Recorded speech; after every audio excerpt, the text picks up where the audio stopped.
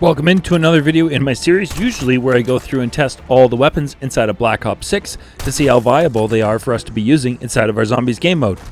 However, today, with Citadel Desmorts about to drop on December 5th, I thought today was the perfect day to go in and cover absolutely everything that you need to know to be prepared for the launch of this map on December 5th. So we're going to go through and cover perks, we're going to go through and cover the new ammo mod, we're going to go through and cover the new field upgrade, we're going to talk about the new enemy type, we're going to talk about all of the augments that are available to get, the new gobble gums that are coming for this. So there is a ton to come dive into and go through today. So if you're new to the channel, make sure you are subscribed with those bell notifications turned on so you're not going to miss out any future uploads from myself on Black Ops 6 Zombies.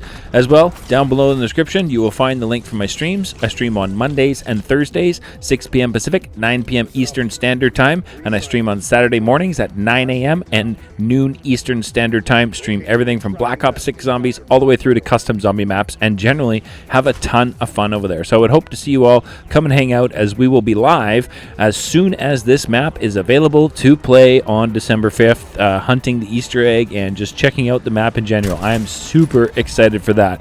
Now, on that note, if you're looking for people to play with when this map drops, feel free to join the Zhorde community Discord. The link is down below in the description, and I am building a community full of players willing to help out other players. If that sounds like a community that is a great fit for you, like I said, you can find the link for that in the description down below.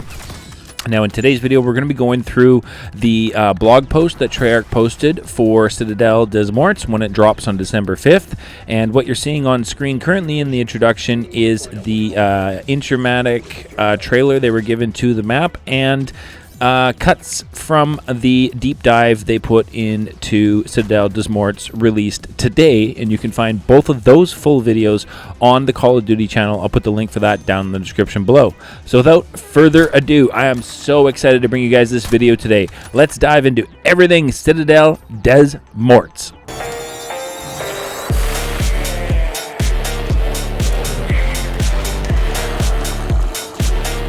Welcome in today's video. Thank you so much for tuning in. I truly do appreciate that. You're going to want to stick through this whole video, as it is packed full of information on everything that you're going to really need to be prepared for the launch of our new Zombies map that drops on December 5th. So what does that entail? What are we getting on December 5th with Citadel? Well, let's go ahead and break that down right here. Zombies content summary. Citadel Desmorts encounter an unexpected ally and investigate an ominous medieval fortress in Avalon as the zombie hordes threaten to overwhelm you. Additional equipment. Research and utilize new powers courtesy of 4 elemental wonder weapons, the Vulture Aid Perk, Light Mend ammo mod, and Tesla Storm field upgrade, plus new gobble gums and even more.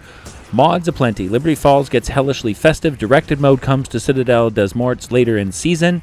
And the Zombies training course arrives for the first time for new players to cut their teeth on and dive into zombies. I think that's really cool. I never thought I'd see a Zombies training course. Alright, Citadel Desmorts, one of Avalon's oldest landmarks. The Citadel is shunned by locals both for its sinister history and because it is a base of operations for the crime family known as the French Syndicate. The castle was established in the 1100s on the side of a leper colony, and construction was completed a century later in the 1300s. The renegade knight Guy de Saint Michael and his 4 enforcers took over the fortress and instituted a criminal reign of terror that birthed the Syndicate. Having withstood medieval sieges and 2 world wars, the castle's prominence waned as modern-day Avalon grew and prospered. Now it is closed to the public, housing a syndicate crew led by a man named Franco, whose dealings with Project Janus have brought a dark disaster upon a place already soaked in blood. Welcome to Citadel Desmorts. Holy crap, what an intro. After the events of Terminus, Weaver, Maya, Carver, and Gray, along with Peck, Raptor 1, and Strauss, embark on an expedition to the European Principality of Avalon, hoping to rendezvous and ally with a luminary named Gabriel Kraft, where the operators hope to learn more about an ancient relic known as the Sentinel Artifact, which in turn, when its power is harnessed, may be able to save Samantha Maxis from her ethereal imprisonment. Holy smoke, sounds so cool. It is an overcast Avalon dawn. A light mist rises from the wet ground as the crew arrives at the site of the derelict castle. A reunion with an old colleague provides confirmation that Sam's intel was sound and that Franco, a local French syndicate crime boss and the focus of Maya's revenge, is on site with Kraft as his hostage. Unfortunately, there's little time for catching up. Dimensional breaches start to form around the Citadel, and a major zombie outbreak threatens to overwhelm and devour the entire team. This brand new Zombies map experiences launches at the start of Season 1 Reloaded on Thursday, December the 5th at 9 a.m. Pacific Standard Time, noon Eastern. I cannot wait. And holy smokes, the teaser images we have of this map released by Treyarch are through the roof unbelievable. Just looks absolutely outstanding. Alright, let's talk about your comms team and your handlers for this map. So, away from the carnage are your handlers. Expect radio contact with Peck, the newest member of the team, Sergei Ravanov, and Sam, while Raptor 1 and Oscar Strauss stand by, ready to provide exfil services. Just as long as Strauss's incessant fiddling with the helicopter's instrumentation panels doesn't kill them both. That sounds amazing, and I can't wait to hear the voice lines for that. Holy. Alright, so this is the crew we've got, and as usual, on these story-driven maps, the Easter egg-inspired maps, you kind of want to be playing as your 4-set crew for the additional Zombies storyline voice lines that those characters do have. Alright, so let's get into the hidden history of the map. Before learning of the new ways you can defeat the zombie hordes, it is worth gaining some perspective regarding the history of this place. The Citadel has had many names and roles over many lifetimes. Let's get started. 750 AD, earliest record show construction of the Abbey of the Forgotten, serving as a leprosarium or leper colony, with those afflicted by the horrific disease being cared for by the Benedictine Mosaic Order. I hope I said that right. I probably butchered it. 1137 to 1220 AD. Adeline, I believe, of Marine, the Queen of France and widow of the recently deceased Louis V, begins construction of a keep on the site of Abbey, which had suffered its first abandonment after the infamous leper revolt in the preceding decades. At the base of the rock outcropping that the site sits on, a village to house the hundreds of artisans working on the project begins to take shape. Most of the building materials are scavenged from the structure of the old abbey. Construction concludes in 1314 AD. Jacques de Molay, the latest Grand Master of the Knights Templar, is burned at the stake for heresy in Paris. Surviving members of the order scramble to hide relics gathered during the Crusades. A lone knight reaches south carrying Redacted, once owned by Abdul Redacted, said to be able to Redacted and even capable of Redacted itself. Once at the keep, using a ritual learned from Redacted, he Redacted, and the Guy de Saint Michael, along with his 4 enforcers, ruled Redacted. The descendants now Redacted. Obviously, such Redacted is considered opocifral. I hope I said that right. 1533 AD. After Avalon is declared a free state by papal order, the entire principality is granted to a powerful family known as the French Syndicate. 1939 to 1945. Though Avalon stayed neutral during World War II, the Citadel itself suffered several hits by off-target bombers over the course of the conflict, inflicting major damage to many internal chambers. Current day. Nowadays, the abandoned Citadel is mostly used by the French Syndicate, a convenient location to make inconvenient problems disappear, and enough off of the beaten track to serve as a depot for their illicit smuggling and narcotic manufacturing activities. Like, this map just looks absolutely amazing. What an unbelievable backstory and history to this location. I love the fact that they laid it out for us. I think that is truly just awesome. I'm so excited to dive into it. So next, let's go through the various locations inside of the Citadel map. First up, the town square, the central hub of the fortified village sitting below the main castle parapets. This square, which appears to have suffered damage centered around a vehicle fire, is dominated by a fountain with a large and imposing stone statue. To the southeast is an impressive example of a medieval bell tower, and the portcullis gate on opposing walls offer 2 ways to explore further. Directly across is access to the tavern. Now look at this town square. Like, visually, this is just absolutely amazing. That statue is there. I'm kind of wondering if that statue is going to come to life. There's a magic theme on this map, which I love. So I have a feeling potentially this could be a boss fight location, and we could be fighting that boss as the statue as the final boss. Let me know your thoughts on that in the comments below. Let's move on to another location. So now we're going to look at the tavern and cellar. From casks of ale to expensive bottles of Rogue and Blanc wines, La Maison de Macon, Mason's house, used to offer a tranquil and authentic pub experience. Inside, the L-shaped ground floor features a banquet table, impressively large wood bar, plenty of booth and table seating, and a mezzanine games room with a pool table. 100-point Easter egg confirmed. The restrooms are most definitely out of order. So here's the tavern and cellar. We can see a shield armor location and the pool table there, which is probably going to give us the 100-point Easter egg. All right, moving on to the next location. Village Ascent and Upper Village. Shafts of sunlight are beginning to pierce the fog-filled alleyways of the village, casting light on the vile aftermath of a zombie incursion. Blood seeps into the cobblestone streets, and the main path ascends from the lower gate to a small forecourt. As well, it may be pointless wishing for good luck. Alright, so let's have a look at the Village Ascent, and these teaser images, oh, chef's kiss. Looks absolutely amazing. Alright, on to Nature Path and Hilltop. Open the western gate, and in an alternate path to the ramparts can be ascended, though there's nothing natural about the inhabitants encroaching on this farmyard trail.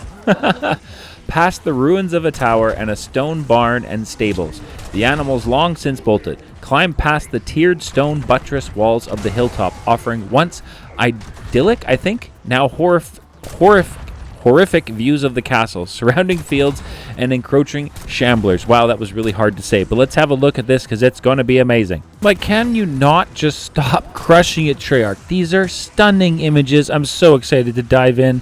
Let's check out our next area. Alright, Citadel Courtyard, Village, and Hillside Ramparts. Ivy snakes around the grand entrance edifices and the interior to keep seams firmly sealed. Explore either of the ramparts before venturing onto the outer battlements of the castle. It's here you'll discover an ornate and fearsome cannon sculpted into the head of a roaring lion. Let's check it out. And that cannon, I can't wait to use that to like blast open a door and see what else it can do. So cool. Let's check out the next area, the entrance hall. Entering the Citadel, an imposing cathedral-like entrance vestibule beckons. Once resplendent with tapestries and torches, now only crumbling walls and graffiti-daubed alcoves remain.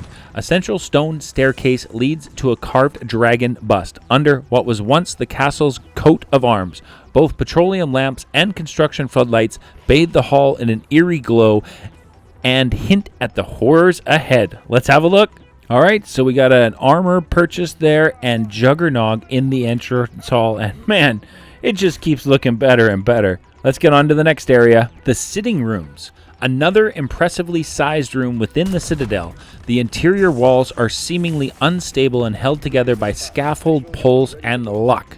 Past the perimeter torches, the chamber shows evidence of recent activity with bunk beds and desks sitting next to an ancient wood-carved fireplace. Let's have a look at this location. Not gonna lie, that couch looks fairly cozy. I might just hanker down there and pull up a good book and see what I can find. Let's move it on to the next location. All right, so the dining hall. Ideally, any festing going on in this derelict chamber won't feature your own entrails as the main course. Though there are many nooks, balconies, and entrances to be caught unawares during an undead ambush. The main hall remains an imposing chamber to explore, despite the complete collapse of its ceiling, likely caused by the unexploded World War II bomb that now protrudes from the pile of rubber at its center. So, there's a protruding bomb in the middle of this section. I really do wonder if that means we are going to have a bomb step like Garad Crovey and a bomb step like we had on Terminus. Let me know your thoughts on that down below in the comment section as we move on to our next section. It is going to be the dungeon. In the deepest, darkest levels of this fortress is a place of torture, and the surgical blades, thick chains, car batteries, lump hammers, and chairs with restraint harnesses suggest this despicable practice has continued into modern times. The French syndicate have a rudimentary communication setup here, along with generators and a basic bookkeeping desk. Perhaps they're logging the prisoners kept in the filthy jail cells that span the outer walls of this disturbing place. Let's check out the dungeon. Yeah, I mean, what can I say? Everything about this looks absolutely terrifying. I do find it kind of funny that quick revive has been placed into the dungeon. Let's check out one of the last few places on the map. The Undercroft and Oblette room. A vaulted ceiling in the subterranean cellars of the castle is leaking what you hope is just rainwater, partially flooding the lowest levels of the place, and this crypt is perhaps a location one doesn't linger for too long. Old paintings, strange stationery, stacked gravestones, and an impromptu game of chess, now fully concluded if the state of the player is anything to go by. Deeper still within the dungeon lies secrets better left forgotten. A lower dungeon, or oblette, provides damp and damning discoveries, and the earthen-floored chamber contains shelves of chemicals, barrels of hazardous materials, and a table where illicit drug manufacturing appears to be underway. Dear goodness, let's have a look. Yeah, this looks absolutely terrifying. I cannot wait to get down there and check it out. Alright, moving on. Now let's get into our new enemy sighted, the Doppelgast, I believe is how we're going to be saying that. Roughly translated as double horror from the original German and French English respectively. These tormented ghouls are pale imitations of something that looks human but most certainly isn't. Not least because the entity sports two screaming skulls, rotting flesh stretched across each of them, seared into a sineway and pock-marked torso of pallid gray skin, tendrils, and protruding entrails. Jesus Christ, that is just ugh. Serving as the next stage in the evolutionary change of dark ether metamorphosis, Doppelgasts are violent and display erratic and unsettling movement, as if each head is independently fighting for control of its body. It lurches, randomly knots itself up to perform fast and unexpected maneuvers, and tends to outrun its lesser brethren using its powerful, elongated feet. That sounds absolutely terrifying. Let's have a look. Alright, oh my goodness. These are going to be so cool to see in-game. Though hunched and twisted, Doppelgasts are still 1.5 times as tall as most humans. They prefer to launch from the shadows or emerge from a horde of lesser undead. It is wise not to underestimate the creature's abilities when cornered. Aside from rapid melee strikes, where it lashes out with its many tendrils and appendages, it can burst forth an array of sharp, bloody needles to disrupt incoming attacks. Holy crap. If they pierce flesh, the needles cause not only lacerating damage, but attack the target's nervous system, leading to hallucinations. Oh my goodness. Should a weak point be discovered and a Doppelgast finally succumbs, you may want to stand back, as the final explosion of blood and gore is as revolting as it is spectacular. Holy. So yeah, best try and remove these as soon as we see them.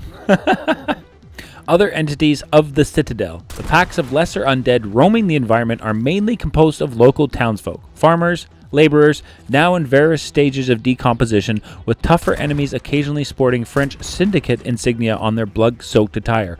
Additional entities observed within the vicinity of the castle include scuttling vermin, airborne parasites, grotesque appendage-flailing behemoths known as amalgams. So they're back. Alright, let's dive into the new stuff, the exciting stuff, new wonder weapons with the swords. While its exact nature is shrouded in mystery, it appears that 4 powerful elemental weapons may be forged from a claymore known as the Bastard Sword through unknown means. The sword itself is a formidable melee weapon, splitting filth-filled undead into cleaved chunks with a devastating slash, along with a defensive parry, particularly useful when blocking incoming projectiles. However, this claymore can be transformed into one of 4 elemental weapons, each with a unique and devastating special attack, as well as a passive attack that is powered up over time. Sounds sick! Alright, let's take a look at these swords. These are 2 of the images that were released by Treyarch on the swords as teasers, and man, that just looks so cool. And I'm also super pumped that these are in our dedicated melee slot. So your Dragon's Fire, create a fiery maelstrom, burning undead flesh, setting zombies alight and summoning an immense fireball.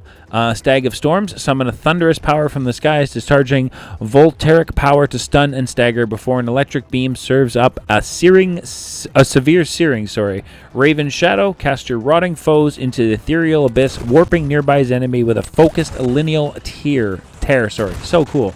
Lion of Light, the warmth of light courses through you as you send foes screaming into the darkness. So cool that we've got the 4 different elements back on our wonder weapon, and it's in our dedicated melee slot. Super sweet. Citadel additional content, main quest active, and quest rewards. The main quest for Citadel Desmorts will be live at the same time the map drops on December 5th, as well as side Easter eggs. They'll be live when the map drops. Complete the main quest successfully, and your rewards will include the Jackknife Operator skin for Weaver, 5,000 XP, and a unique calling card only available by completing the main quest before directed mode is released. Some of the other additional content, you're going to find Oil Trap, the Lion Cannon, Syndicate loot crates, points of power. Strange metallic manhole covers have been discovered in various locations across the map, but none of them seem to lead to any kind of sewer system. Instead, they appear to have another, perhaps otherworldly use. Super cool. And additional stuff, expect a fresh selection of calling card challenges, including Dark Ops challenges, as well as intel in the form of audio logs, documents, and artifacts to discover throughout your exploration of this new map. So they're adding Dark Ops and calling card challenges with the new maps. I think that's really cool to see. Let me know what you guys think about that down below in the comments. All right, new perk, Vulture Aid, is here, and it's available at the perk machine. Available for the first time since Black Ops 2.